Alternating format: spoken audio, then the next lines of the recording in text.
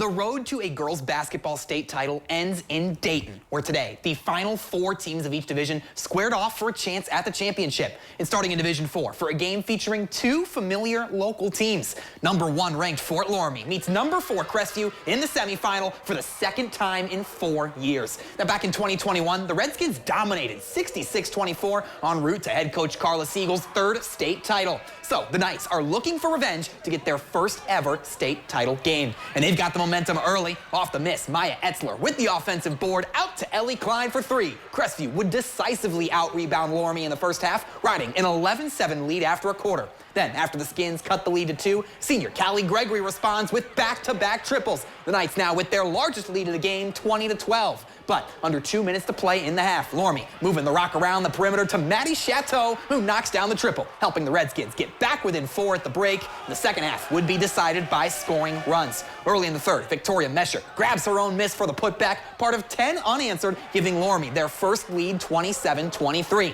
How do the Knights respond? Well, with an 8-0 run spearheaded by Gregory. Once again, Crestview up by 4 at the end of the quarter, 33-29. But in the fourth, Redskin junior Avery Brandowy on her own scores 8 straight Loramie points as part of another 10-0 scoring run. They go up 39-33 and never look back. Brandowy hits the key free throws down the stretch to finish with 22 points, playing just 18 minutes. The Redskins heading back to the state final, 50-41. I had to get the passes from someone, so I'm not going to take all the credit at all. So they opened it up for me. They allowed it to space out. You know, I told the girls that we did not have a very good first half at all. We were getting out-rebounded all over the place. And so we stressed those things in the locker room. We fought back, we got down, we fought back, we got down. But I can't say enough about the way these girls did not show any defeat on the floor, no matter what the score was. Family's everything with our program. All these girls, we have deep-rooted families that have been here to support us. We got all these people that traveled here to be with us today, and they'd do anything for us. It's special. Not everybody gets to do this, and I try to really preach about not taking things for granted. And I definitely don't think these girls took it for granted. Later in the evening, it's Division 3. The 3rd-seeded OG Lady Titans are back at state for the 2nd time in 4 years. Tonight, Troy Gant leads his team into battle as they take on the Portsmouth Trojans. And OG has a second-quarter lead on top, 13-9. As Micah Aldrich bounces it over to Carson Erford, the sophomore hits nothing but net. Lady Titans have scored the last 7 points, and they want more. Next possession, Caitlin Kimmett in control. She'll connect with Aldrich, and the senior gets the lay-in, part of OG's 30 points in the paint. And the scoring run continues. How about another senior, Katie Kaufman, getting the feed? She'll get the 2, and they ultimately hang 14 unanswered over Portsmouth to go up 22-9.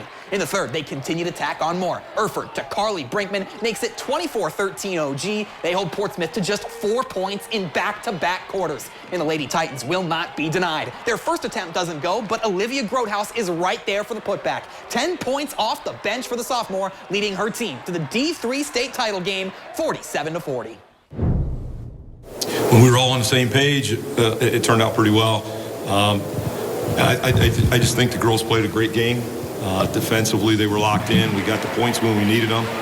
You know, they had to come after us. We understood that. I don't know that it was anything we didn't expect. We've done that in a couple games where we've gotten the lead and it was close and teams had to come back, and we've been able to execute. But I thought Carly and Carson here did a great job of just handling the pressure, bouncing back and forth, making sure neither one of them really were stranded. And fortunately, every time they got a 3, we were able to maybe eke out a 2 or get some free throws and kind of force that situation where they had to keep coming and kind of spread that.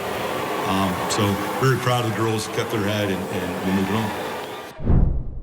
As for the boys, the regional round rolls on with a Division II rematch of the 2021 semifinals. Shawnee looking to repeat history, but this time Shelby comes in on a 17-game win streak, and the Indians are down by double digits early. However, Beckett Berkey works his way to the window, count the hoop and the foul. Shawnee, however, trailing 19-5 after 1. Then late in the second, Tribe still down 14 as Beckett drives, kisses it off the glass, bringing us to 27-16 at the half, and all 16 of those are from Beckett Berkey. After the break, Beckett drives. His shot won't go, but Max Goldsberry there for the putback. That's the first field goal for Shawnee, not scored by Beckett Berkey. But later in the quarter, here come the Indians. Loose ball finds Beckett. He hits the fadeaway and the foul. Indians cutting into the deficit, 38-30.